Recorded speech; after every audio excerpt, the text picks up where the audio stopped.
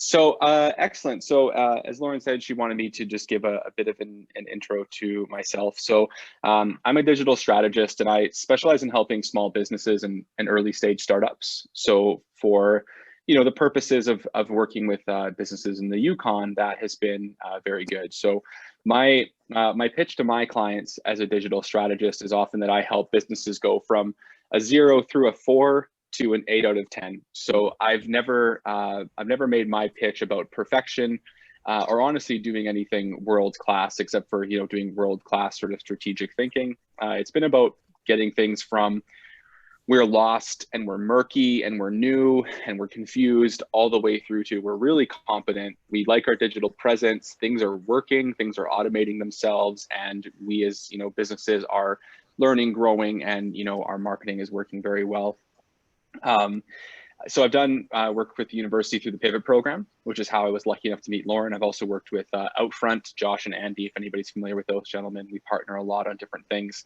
I myself have been in sales, marketing, or business development for 12 years, and I'm certified in Google, LinkedIn, various Shopify things. And I've worked with tiny little businesses of 2 people as a professional, all the way to multinationals like eBay. So between that and then the fact that I'm born in northern BC, I do a lot of work up in the Yukon, and then I live in Vancouver.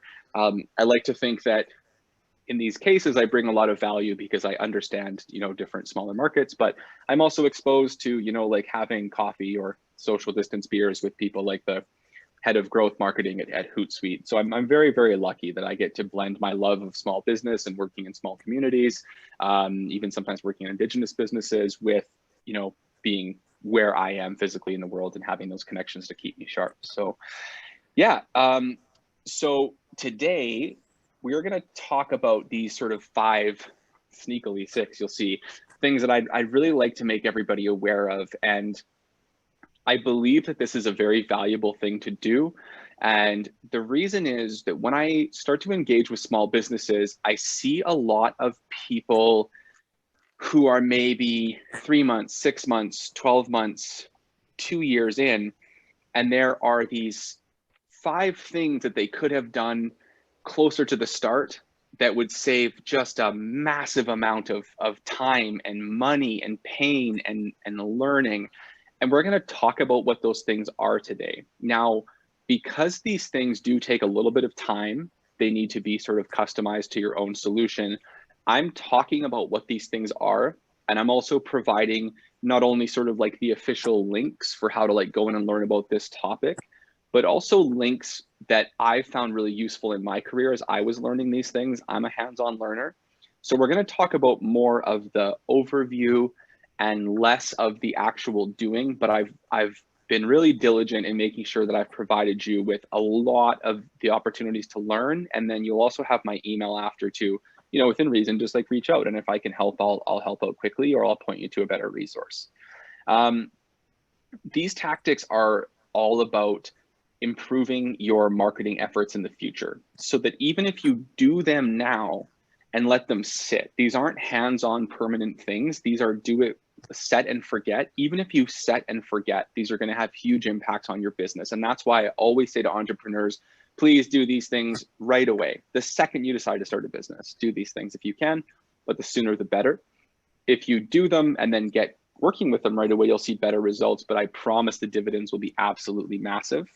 And then, just be diligent in reading the documentation is my only ask. I am here to help out if anybody needs a hand, but just read the documentation. It's very good. So what we're trying to do is to start you later in this chart. So one of the reasons that advertising platforms as a parallel, like Google and Facebook, are so powerful is that they can very easily be set up, and then anyone can use their AI to improve the campaign over time. Basically, if you feed Google or Facebook or similar platforms enough data, enough of a reasonable budget so that they have something to work with, and then set your campaigns up properly, over time, those platforms will actually optimize everything for you, and you'll see your ad costs drop. You'll see your success rates go higher, basically because those platforms are starting to connect the right message with the right user and really figure it out for you on your behalf. As long as we can feed them the goals, we're going to be okay. And this is a parallel to all of your marketing efforts as a business, because even when you're talking about efforts that are not online, when you're talking about efforts that are just like making better sales calls, or you're talking about efforts that are just doing things like simple social posts, like literally putting up posters, these tactics can influence all of these things. Because whenever we're doing a good marketing campaign, we've decided on a goal, we've identified audiences, we have messages for those audiences, and the more we know about those people, the further along this chart we are starting our efforts. So it works for both digital and it works for our traditional efforts. So I want you to, as entrepreneurs, be speeding through your own non-digital learning phase so that you can get more to the optimization phase in your business. So tactics, here's the tactics. So at the, for each tactic, I'm going to talk about the why. So as a strategist, I really want to impart the why on everybody that I'm around. I don't believe in doing things. I don't want to just build a website. I don't want to just write a website copy. I want to know why. I want to know, why do we do this? How does it fit in? Because when we teach the why, when we think about the why, it helps you all think independently, and it helps you save money and save time, and it helps you figure out the problem for yourself. I don't really want to bind anybody in my career to needing me. I want to give people the tools to be able to do it themselves. I'll try to give some best practices for each when we get a chance. And yeah, just a reminder, like we'll have links for everything, and it'll take a bit of work, and I'll be here for a Q&A. So with that, we'll start going on these tactics. So tactic 0, my cool bonus tactic, is to stop doing things. So one of the most heartbreaking things that I do when I take on new clients is explain to them what they have sunk a lot of time and effort into that was not good for their business, not good for their goals. You know, roads they've gone down that will pay no dividends and have no return on their investment. You know, the tens of thousands of dollars they've spent on a website that doesn't function. I had that conversation last week with somebody. They have to throw the whole thing away. You know, and that's often a massive chunk of your savings as entrepreneurs, or your business for the month. So, you know, everybody experiences this. I experience this. So the goal is not to get rid of this happening entirely. The goal is to prevent the frequency in which this happens is the goal. So let's think about doing things, and let's not think about, sorry, let's think about our goals and not think about doing things. That's the first thing I want everybody to take away from this. So the first thing that we're going to do is I would like you all to understand and think about your pixels for your website. These are tags, these are code snippets. So what those are going to do is they're going to help us track website visitors platform to platform. So for example, the Facebook pixel, when installed, identifies your site visitors by their Facebook ID. So that means that somebody can visit your website, and then you can tell Facebook to show ads to that person on Facebook. I'm trying to keep this very, very simple. We can dive into it deeper in a Q&A if you guys would like. But the thing is that with these different pixels, tags, code snippets, the longer they have to be seasoned, or the more data that you can feed them over time, the better they're going to do. So if you have an audience of 1,000 people, that's fine. But if you have an audience of 5,000 people, that's much better. You're going to get better data. You're going to get better, what we call lookalike audiences. I will say that this is probably the most technically intensive part of this. So I've been really diligent with leaving a lot of good links, and those links are just, there's documentation from the platforms themselves, but there's also videos, like very sort of one-on-one explainer videos. So don't lose heart here. I know this can be like a little intimidating to some people, and it was even intimidating to me when I started on this, but I promise this is the, like, please do this. It will pay dividends in the future. Because when somebody like me comes along to help you with ads in the future, or if it's time for you to start doing digital ads, this is going to save you so much money, and so you're going to see so much more accuracy. in what you're doing. So the second thing is Google Tag Manager. And again, I promise it gets less technical after this, so just bear with me, but we wanted to talk about this one off the top. So Google Tag Manager, it's a tool that solves a very annoying problem that marketers had for a long time. So marketers for a long time, when we wanted to do things like install pixels or install Google Analytics or just install little code snippets on a website that would help us, with marketing tools, we had to actually, as you see on the left, just as a random example, we had to actually just go into code and edit it. Now, if you're not a coder, if you don't really understand how website code works, that can be really stressful. If you work for an organization that has a lot of lockdowns and a lot of protocols on who can edit what, that's even more difficult, because I might say, hey, I need to install this new tracking pixel for this audience. I might need to install this measurement tool.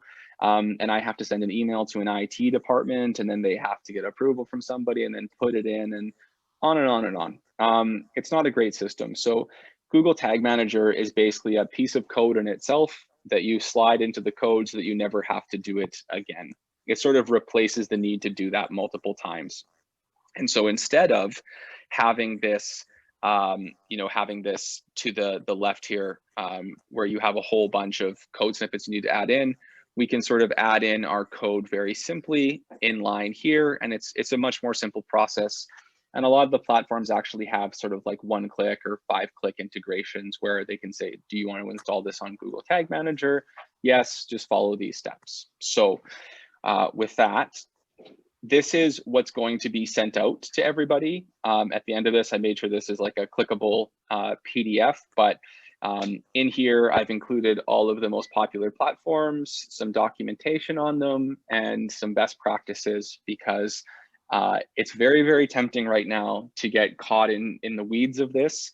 But it's the best thing that we can do is we can sort of take the information in, go, I should do that, and then sort of get curious ourselves. So that's what I wanted to do here for you folks. So the second thing I want to do, and this is where we start getting easier, is to talk about Google Analytics. So a lot of us will have used Google Analytics, but a lot of the businesses that I work with haven't set up goals. So goals in Google Analytics are really important to understanding basically what's working and maybe what's not working. And so in terms of sources, devices, audiences, geography. Oh, that's okay. I don't know if we can mute the other folks, Lauren. If not, it's okay. So what we want to do with goals is we want to understand what's working and what's not. So a lot of the times when I jump into work with a business, I'll see that Google Analytics was sort of set up, but we didn't really feed it much more information about our business or what we need to happen. So the most common way to set up a goal is really to use a page to say, hey, Google, when somebody goes to this page, which is usually a thank you page, when somebody goes to this page, that means they have completed a goal. In your back end, please note that this is a goal. So that usually means that someone's done a purchase, or that means that somebody has filled out a contact form to maybe learn a bit more from more about your business from you. So without a thank you page, it becomes a lot harder. You can create goals without thank you pages. You can create goals of time on site, page depth. There's really an infinite amount of goals you can create, but for most businesses, a thank you page setup is really all that's needed for some of the simple goals. So I always just say, like, why make this more complicated? Why add a bunch of extra code? Why do more than you need to? Why make this so tough? Again, we're just trying to make things great, not, we don't need to be Salesforce when we're setting up our Google Analytics and our goals. So I always say, just to make sure that if you're a business that has a contact form, make sure that your contact form, when someone clicks submit, goes to a thank you page. If you're using an e-commerce platform, make sure that you've integrated your goals. Shopify actually has a pretty much instant e-commerce integration for advanced analytics. So just make sure that your Google is tracking goals. So with this, I also, I've dropped some stuff in here that you can review as well. I really like Measure School. I think Measure School is one of the smarter folks out there that you could learn from. It's really funny because I'm sure that I would like to make my own video and say, here's how you would do this, but really Measure School did such a good job that every marketer, for the most part, will just say, just look at Measure School. That guy's, he knows what he's doing. So yeah, you can look at Google's documentation or Measure School. And then I would also say to get curious, and I use the word curious here because you don't need to do this, but to get curious if you want, when you go through this presentation again about filters, about attribution, about content groupings. Again, I want to keep this high level. I want to keep this simple. So I'll just say, focus on goals and make sure your Google Analytics knows what goals are important to you on your website. So our third tactic is email automation. And I see this very, very underutilized, but in its most simple form, it can be so powerful, even just with such a small amount of effort. So email automation is, in this case, us sending out emails when a user completes a goal or meets a certain criteria. So usually this can be a purchase or a sign up. So many platforms can even automate that process for you. So for example, Shopify can send abandoned cart emails with discount codes with just a few minutes of setup. You know, there are other platforms that will send those emails with other criteria. Shopify sends out thank you for your purchase emails. So there are a lot of platforms with this built in. Even if you don't have those platforms with built-in automations, they're relatively easy to set up just with a cursory knowledge of how email works and a software like MailChimp. I use MailChimp as an example because it's very common and it's quite simple. So, and if you don't understand that, I would just say it's quite easy to just to Google MailChimp, you know, simple email automation, or reach out to me. So it can get really complicated, but we want to focus on the simplicity. But you know what we're looking at here is really somebody does something in your ecosystem, they complete a purchase, and you get a link. And so what I want to encourage everybody to do is to just look at my sample follow-up email and think about if this would work for them. So I say to people, if nothing else, upon a sale, if you can, or at another time, just use this format, you know, so like a genuine sort of thank you, links to your social media so that they can interact with you more if they need to, a coupon code for a friend or for themselves, just to get those like referrals going or to get repeat business. I would always say, I do this thing called, if you're happy, please leave a review here. If you had any issues, let me know by this link. So you can sort of, without being sketchy, funnel the people that are really happy with your business into leaving positive reviews. And then if they are, you know, unhappy, give them an opportunity to skip leaving a negative review so that you can still connect with them, make it right, and learn from them. With the surveys, I always say to just create a simple survey and then let them know, hey, this survey is doing us a favor, and it's going to be 5 questions, 5 minutes kind of thing. And again, the idea here is just to be human. Like, you're an entrepreneur, you're not Amazon, you're not Walmart, and you do have social license to say to people, hey, I'm an entrepreneur. This is helping me out. You know, this is helping out a business. This is helping me serve you better. So you're not one of the big guys. You're not sort of the big bad corporation. It's very okay to be human. And I always encourage the clients I work with just to remember that. It's okay to say, hey, can you help me out? So with the surveys, and again, I'll be sending this all off to everybody. I know it's a lot to digest, but with the surveys, I ask questions like this. So I ask questions like, what made you choose my business for your thing? So in my case, you know, what made you choose to work with Bryce Lokken for your marketing strategy on this project? Or what made you choose me to work on your e-commerce project? I ask, how did you hear about us? On a scale from 1 to 10, 10 being the best value, do you think we're delivering good value for your investment or for your money? What do you think we could do better? And then the last question I like to ask is something along the lines of, if you were to tell your friends about us, how would you describe what we offer? And I want to talk about the why behind these questions. So question 1 is about market differentiation. So it's about understanding what makes you different than your competitors, because people have options. So why are they choosing you? And are they choosing you for a reason that you think they're choosing you for? Or is there something totally different that you're missing about your offering that maybe you should know? Question 2 is about your marketing efforts to see if there's a way to figure out what's working and what's not. Question 3 is about pricing perception. So one of the things that I learned about myself when I started doing these surveys was that people actually felt like I was underpricing myself. So I was worried that I was going to come across as expensive, but all of my surveys marked either you are significantly over delivering or you are over delivering value on our investment. And that sounded pitchy. Sorry, it's not a pitch.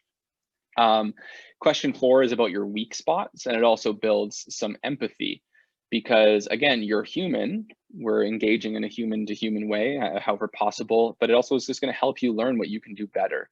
And then question 5 is about positioning and understanding perception gaps. So one of the things that we say when we're writing copy is that the best copy, the best words that you can use about your business come from other people. They come from your customers. I can describe my business one way, but somebody else can describe it a much better way. So I think on my website still it says that I work with small businesses and early stage startups on marketing strategy. One of my clients said that you helped my baby business become a business that feels real and gave me confidence. So that literally came from this survey that I sent out to my clients. And that is a phrase that I will use going forward in all of my marketing when I'm talking to people like her, because that really touched on a pain point that she had, that nobody was taking her seriously, and now they are. So tactic 4 is better assets. This drives me crazy, folks. And and I'm not a professional photographer. I'm an okay videographer, but I want to talk about assets, and I want to hammer this down and give some really practical tips here. So this is Laura. This is an actual client of mine in the UK. So when we started together, she was really having trouble getting people excited about her online art courses. And on the left, we can see the photo she was using to promote those courses at the time we started working together. And when we look at that picture, it does not excite me. It doesn't do anything for me. I'm not stoked about that.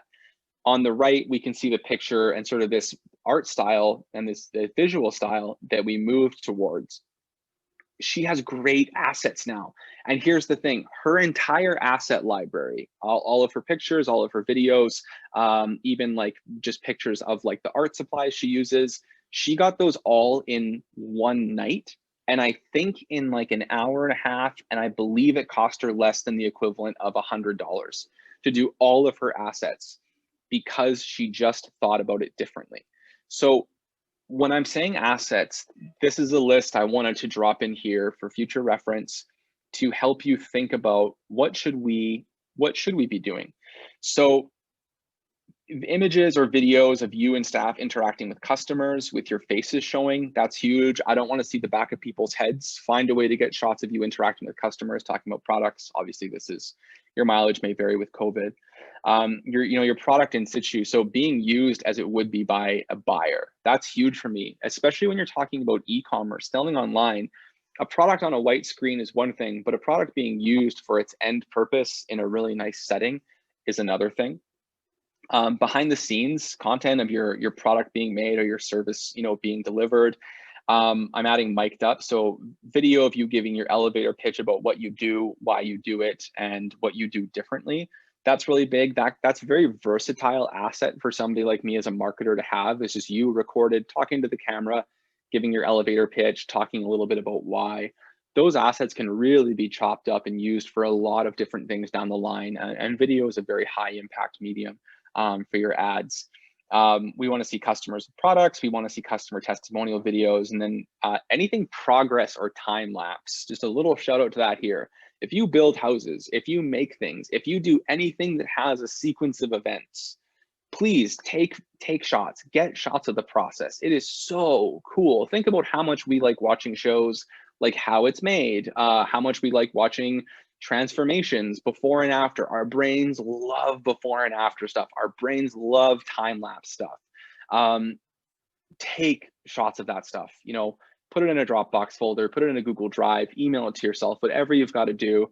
I always just say, get on that. And so that's where we talk about a mindset change. So when you begin improving your marketing efforts, like a lack of assets can cripple those efforts so fast, because if you don't have the right assets, you can't make attractive ads. If you're using just stock photography, it feels a little bit fake. We've all been to that local website and you're like, I don't see any of the people that work in this business on this website. I just see stock models. It doesn't make you feel confident. We want to connect with real people. So if you get these right assets, your web properties will be better, your social media will be better, your advertising will be better. So get into the mindset of prioritizing gathering assets. So when you're in the process of creating, take a photo. Like I said, just find a system and just do these two things. Upload the image or the video and leave yourself a description about what it was. So Saturday, the November 14th, teaching first class, like just a screenshot of that first class. Everybody's kind of nervous, just that. And in the end, when you have all of those assets in a folder, when it's time to create ads, when it's time to create a case study, you're just going to be so grateful. There's going to be so much to work with and it's going to look good. And remember that, we all have access to iPhones. That might be like a little privileged on my end, my apologies, but getting access to photography equipment that can take good pictures that will just at least meet the technical specs for creating good content online, very accessible in this day and age. So we used to have an excuse of, I don't have access to a camera. I don't know a photographer, but all of our phones can shoot, for the most part, 4K video at 120 frames per second if it's in 1080p. Like, we have the tools to do this. So it's about a mindset change now. It's not about the equipment. So with that mindset change, I just wanted to show an example here. So this is a client of mine I've worked with for a long time, and I finally got Logan on the far right to buy into his asset creation. So what they used to do really well is they would take pictures of stuff that they had made. Now this mall kiosk they made on the left, the Livingston one, was actually beautiful. It's so good. But when I went back to say, okay, what are we going to do for the case study? Like, where's the product? Like, where's the in progress shots? They're like, what are you talking about? And so the case study is actually very weak. It's a very cool project, but the case study is really weak because we can't show it being made. We can't show the plans. We can't talk about the process. They didn't take any notes about what the discussions were. It's very weak. So over time, he's been doing a much better job now that he's taken leadership in this business. And so you can see that in the, he started taking video. That second is actually a video of the CNC router working to cut out some wood. The next is actually like kids using the things that they built into a museum. The last is him getting kind of like meta and like taking behind the scenes shots of him taking behind the scenes shots. But people like this, they're interacting with it. And actually they've had clients find them because they liked seeing the process behind the scenes. Your clients want to know how things are done. My clients want to know how I do it and how I think. Your clients want to know how you do it, how you think. It's part of what makes us different. So give them the opportunity to do that, and give your marketing people, whether it's you in the future, whether it's an agency you hire, whether it's someone like me who comes along to help, give them the assets they need. For inspiration, here is Yukon Soaps and Lumel. They both do like a great job. They take their asset homework very seriously, obviously in very different ways. Where Joella is she's getting really great shots that are like product shots and in use, and Lumel is doing their thing and showing their personalities. And these are two different art styles, and it's great. I love both of these things. They both serve their own purposes. So very quickly, I just want to give 3 tips for gathering assets. Just think about these 3 things. These are very basic. So where you can, reduce clutter. Clutter is never good. Obviously in that previous shot of Lumel, there was some clutter in the background. They can't get rid of that. That's their location. But if you can, please get rid of it. So it helps us focus on the product and the subject, but it also allows us to use the asset more freely, speaking as an advertiser, if it's something we want to overlay text onto. Because as you can see, one of these is much easier to work with. So if you've got a good asset that's not cluttered, you can use that for your website. You can overlay text on it for ads. You can use it in videos. You can use it in backgrounds with a gradient overlay. It's a lot of opportunity there. The second is just better light. Lighting is something that we could talk about in 2 webinars for 2 hours. But as a general rule, just try to get rid of shadows and, try to use softer light. Don't shoot at noon. I know there's not a lot of outdoor light right now, so my apologies there. We don't have much either. But with that, just try to shoot in ways that you are removing those harsh shadows. Harsh shadows are really, really distracting. They don't make anything look good, and they actually take the eyes away. I find from what you're trying to get people to look at. So light kits, light rings, you can look into 3-point lighting. These things aren't actually expensive, and at a very basic level are quite easy to learn to use. So take a look into those things when you're thinking about these. And then the last tip is just better sound, please. Please don't shoot video with audio unless you have a mic. People will suffer through mediocre video. They won't suffer through bad audio. When you can, have the subject close to a mic. Ideally use a lapel mic, but you're going to want to get rid of ambient noise and echo. They can't. Ambient noise is tough to get rid of in post. Like when you're editing, you can't get rid of echo in post for the most part, echo and reverb. So use a shotgun mic, use a lapel mic, use an iPhone mic. Last tactic, and then we're going to get into Q&A here, is to record common questions. This is such a huge opportunity. I used to be a stand-up comedian, and one of the things one of my mentors told me was every time you have a reaction, you have a potential joke. And I apply that to business now in a different way, where say every time you have a question, you have a potential opportunity to improve your business. So when you get questions and you hear them more than once from customers, from staff, from whoever, just please write them down somewhere. Make a note. If it's a mental note, great, but we all forget things. We're all very busy. Put them in your phone, make a Word document, put a jar at your till if you can, and encourage your staff. Because questions that you hear a lot will almost always fall into a couple of categories. They're misperception objections. So someone has a misperception about your service, which means that if you can get ahead of that in advance, you're actually removing a barrier to purchase. So if someone's like, well, I've heard you guys are pretty expensive. If you hear that multiple times and you don't take the opportunity on your website or in your marketing communications to address it, that's a huge loss, because for every one person asking the question, there's probably 100 people not asking the question and just assuming, and you losing a sale. There can be actual objections. So maybe they're right and there's a real objection and you need to make changes to your offering. Maybe it's a content or discussion opportunity. So it's an opportunity for you to answer the question by writing a blog or turning it into a social media conversation. There's just a lot of opportunity there. When it's not an objection, it's more of a curiosity that you can use that to create content that people will actually care about. And we know that they will care because they've been asking the question that you're answering. Workflow or process issues. It can be a workflow issue where people are getting stuck on something and you need to look into what's creating a sticking point. Or it can be an FAQ. So some questions are just going to be asked a lot. Some questions are just a little annoying. I think about when I worked at a grocery store and every time something didn't scan, someone would say, I guess it's free, isn't it? And we all have that in our business where we have questions that people ask again and again. And we can just cut down on the time we spend answering questions that people are always going to ask, no matter what we do, by putting them in the FAQ on our site, or even just putting them in our stores. We can say, hey, we know we're going to get this question about shipping, about warranty. No one's reading the notes. Let's just put it wherever we can.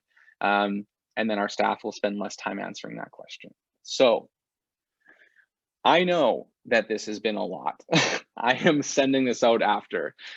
Very, very passionate about these things. And I wanted to include all of them because one of the things I've learned working with Yukon businesses is that nobody has really wanted their hand held. They want somebody to teach them and show them, and they want to take it on their own, and they want to grow themselves, and they want to, I don't know, battle. Like, I don't have a better word for it. So I thought that this was going to be best giving you resources, backdrops, why, helping you become curious, giving you the tools, and then letting you move forward on your own.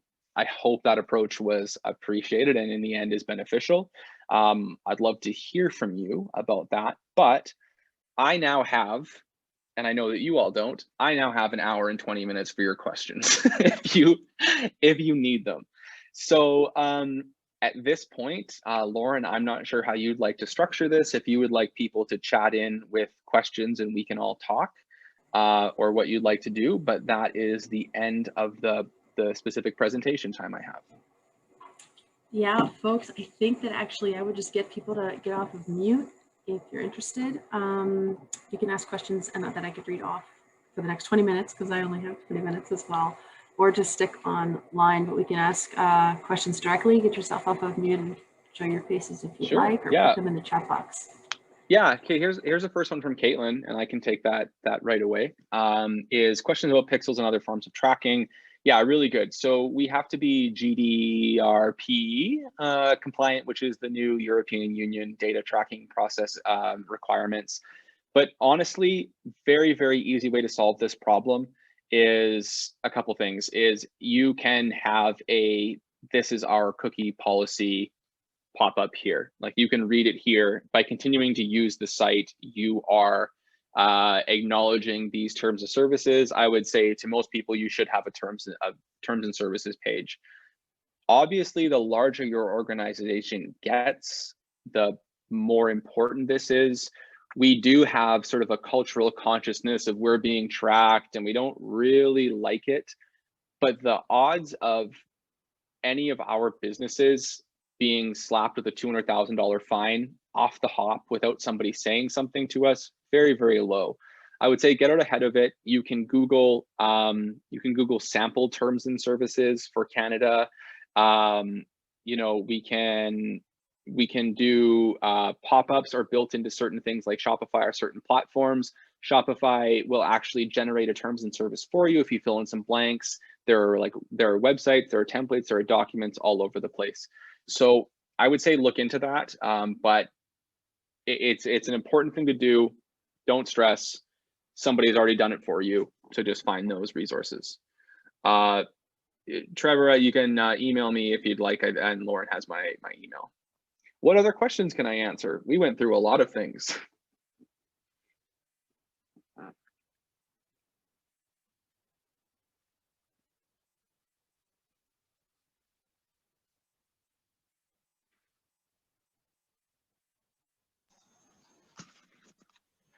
Bryce, it's Scott Kesey here. Can you hear me?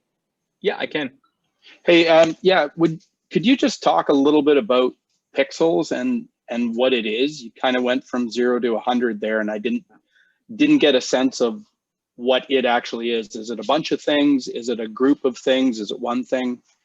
Very, very good question, Scott, and thank you. Yeah, I tried to stay light on that one just because it could take up a whole chat, but really, so any web property that you're visiting is a series of lines of code. What a pixel is in its base form is a line of code, usually a single snippet of code or maybe 2 little lines of code. What that code allows you to do is then it reads basically the ID of the person that's visiting the page. So I have a Facebook pixel loaded on my page. Facebook sees somebody come onto that page and it can say with a variety of data, I don't know all of them to be honest, but like, oh, this person's literally logged into Facebook right now. So this code snippet runs, it says, who is this person? Do they have a Facebook account? Great, they do. It just drops that person into an audience list. So it's basically these little snippets of code that drop people into audience lists. And then when I go into the back end of Facebook ads, I can say, hey, show ads to people that have been to my site already, or show people that have been to my site, but they also are really into gardening. And that all starts by identifying that user through the pixel. So it's a code snippet. It gets put in our website code or in Google Tag Manager, and it ties a person or a browser or an IP or whatever it wants to do to an actual Facebook account or a Google account or whatever, so that you can target them later. Does that clarify a bit? Yeah, it does, for sure. Excellent. I wasn't sure if that was kind of a trademark thing or yeah. but it sounds like a more general term for something. It's a general term, yeah. Code snippet, Facebook pixel. There are like Hotjar tracking pixels, which is an app that shows you how people are using your website. It's a term for specific snippets of code for marketing usually. Yeah. Perfect. Great, it's one of those things where, it's one of those things where I could say it 10 ways and still have missed 5 ways to say it. It's just that's the general principle. Yeah. Sure. Thank you. Yeah, absolutely. Limited Bryce? budget. Yeah. Go ahead with the limited budget question. I can ask mine questions. Okay, awesome. Yeah, I'm going to ask the Yukon biomechanics question. Answer it, not ask it. Limited budget. So, best photo with your phone. So, with this, I'll say a couple things. So, the best thing you can do with your phone is generally just to get clean shots that don't have rough lighting. The reason I say that is because if you can get that photo to a decent graphic designer, they can really clean it up for you quite well. It's hard to clean up clutter. It's hard to clean up really bad lighting, but something decent to work with is good. If you're taking larger scale photos, you're going to be in a bit more of a bind, but I would always say if you have to take a picture of something massive and you don't have space internally to set up a cheap 3-point lighting system, which are like as low as like $150. If you don't have that space internally, then I would say try to find, and again, I'm sorry, some daylight outside just in front of like a clean space. Just take it with your phone, make sure it's steady, make sure you're at the full resolution, you can capture it. If you have smaller stuff, you can grab a light box, like these very simple light box setups on Amazon. If anybody wants a link to one, let me know, I'll find one. And that gives you like that white background look with lighting, and it cleans it all up for you. So that's what I would say there. Yeah, that's a long conversation, but yeah, Yukon Biomechanics, if you want to send me an email, I can send you a few more links on that topic. Okay, next question. Yeah, Bryce, question back to the pixels for a second. So is there a way to develop an audience persona based on pixels? Like, can you extrapolate from your analytics and say, okay, it looks like the majority of people visiting my website are, between this age and this age, and they like doing these things, or they, do you know what I mean? Like, will the pixels help you curate your audience a little further? Yes and no. So for things like demographics, I would use Google Analytics more. I'd be more prone to use Google Analytics. I would look at sort of behavior. Now, one of the things that that you can do there is you can say, well, what demographics are using what page? So do people visit this page, or do they convert with this goal more often? What are the demographics of those people? Those are the kind of things you can pull from analytics. Now, that being said, one of the beautiful things about using, for example, a Facebook pixel is that you can take a pixel and you can say, okay, I'm a clothing store, and I sell, shoes, I sell unisex shoes, and I want to just target women with this one verbiage, and I want to target men with this one verbiage, or I want to target male seniors with this one set of verbiage, and make like a matrix. You can take that audience data, and then you can tell Facebook, hey, show ads to people that were in this audience, people who looked at unisex shoes, but show this ad to people who are men over this age. Show this ad to women who are over this age, women under. So you can segment out your audiences in your ad group setups. So yeah, you can use analytics to know who's on your site, and then you can target specifically with the audiences. And is that what they call programmatic buying? Programmatic buying is a massive thing that is nope.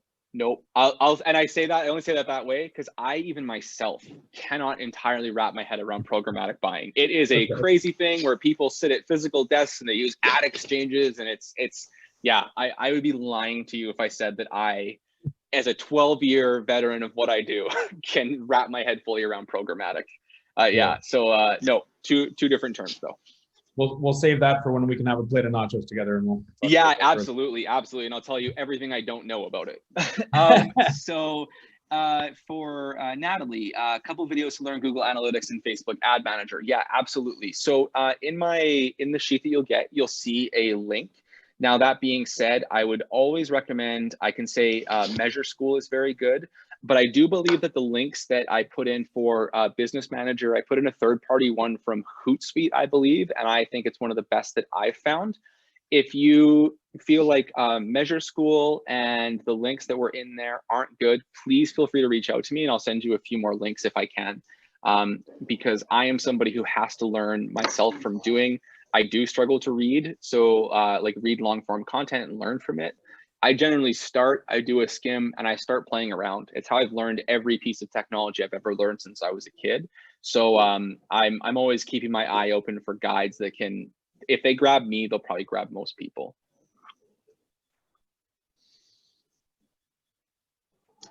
Yeah, we have a lot of, I think a lot of people learn like that, especially with marketing technology, because it changes every 10 minutes. That's the other thing I'd like to say about this stuff, folks, is that, you know, while the basics of marketing don't change, which is why I love strategy, you know, product, place, price, promotion, those things don't really change, but what does change every day are these technologies. There was just a new analytics version released yesterday. I think my Google ads got a facelift, you know, every day. So this is why I focus so much on the basics, and I want business owners to understand the fundamentals, because we could get into the weeds every day talking about, you know, what different script you can put into Google ads to automate ads from sunset to sundown based on the weather network saying there's going to be rain. Like, we can get that deep, but it's most important to know the basics of how to do this stuff. Really good question from Scott. Do you need to embed multiple Facebook pixels? No. So with a Facebook pixel, or with any of these pixels, when you set them up, you're setting it up to gather data, usually from every page of your site, from every visitor of your site. There are ways to make that not the case. We're not going to talk about that use case right now.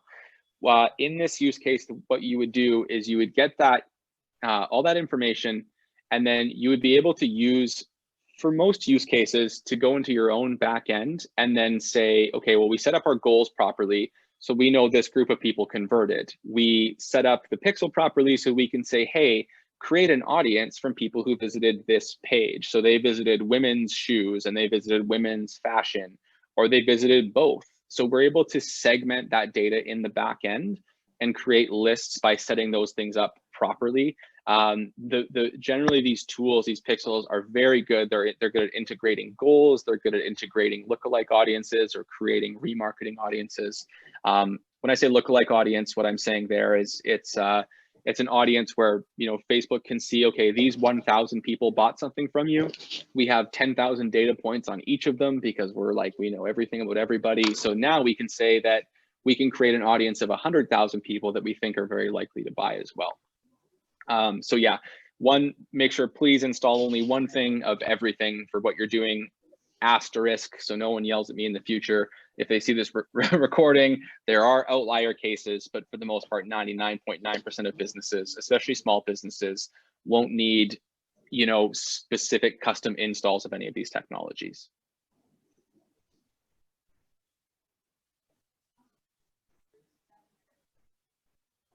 Any more questions I can answer for anybody? Lauren, is there anything you feel like that might have been a little bit complicated there that I should dive into? All of it, but that's why you're the expert.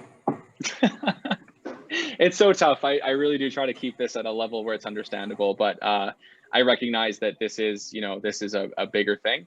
You know, it's a little bit of an undertaking, but that's why I wanted to talk about this, was because in the future, you know, when, you know, Scott, for example, you go to set up a Facebook ad campaign for the first time. If you do this stuff now, you get to go into, you know, that back end in the future, and you get to look and you say, whoa, look at all of this data I have. And you can start a remarketing campaign right away. You can say, hey, the first ad campaign I want to run is people who have visited my website in the last 30 days and they didn't buy anything. That's very, very powerful versus starting an ad campaign with, oh, like, let me just show my ads to people who like hunting and their moms and they're on iOS. You know, this is the stuff that's it's a bit complicated, but I would only bring it up. I don't like complication. I don't like things being needlessly complicated. I really like keeping things simple. But this is so important and so vital, and will have such an impact that I wanted to say we're going to do a little bit more technical stuff here because it is that important. It's not just for the sake of it. Yeah. Any last minute questions? Maybe I'll do a shameless pitch. You guys have Bryce, thank you, Heather. Bryce's information, and Bryce is in partnership with a lot of other experts, kind of a stone's throw away buddy with innovation entrepreneurship. The work that we are doing is intentional about connecting entrepreneurs and innovators with experts like Bryce. And one of the best ways you can do that, if you feel like your business is in a place where you are in a growth phase, you're thinking about the things that Bryce is talking about, and to up your business because you have for the next 12, 16 or 18 months, a growth plan in relation to where you want to bring your business. We have Incubate North. I will put the website here to come check it out. Incubate North is a brand new incubation program from the university, from our team. And it is for folks that are customer facing and interested in growing their businesses to that next big level. And Bryce is in our back pocket in partnership with a handful of other folks that are on this call. So check out that website if anybody's interested in learning more, and you could get some hands-on work one-on-one with Bryce as a part of that. Cool. Signing off. Bryce, are you good? I'm great. I'm great. Yeah, everybody, you have my information should you need it. And like I said, like I really, really love helping small business, especially because of where I came from. I was born in a town of 3,000 people in northern BC. I love helping small business, especially in remote communities or smaller communities, because there's just such a different set of challenges.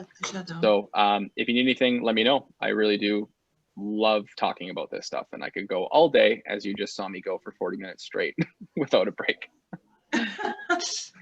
Awesome. We'll put this online, folks. We'll share it and use it for other opportunities. So Bryce, thank you, and way to pull it out an hour earlier than you were expecting to. Yeah, time zones. Sorry, everybody. No, I even checked twice. Still did it wrong. Bye, everybody. Thanks so much. Nikki, I will, how am I going to post this? Nikki, here's my email address. I don't know how I'm going to post it yet. I need to talk to our experts. We could, yeah, so I'm going to have a PDF that I can send you, Lauren, and you can just email it to every attendee if you want. Brilliant. As well. Awesome. Yeah. Okay, we'll get it to you, folks. So that makes it easy for everybody. Okay. Okay. Awesome. See you later.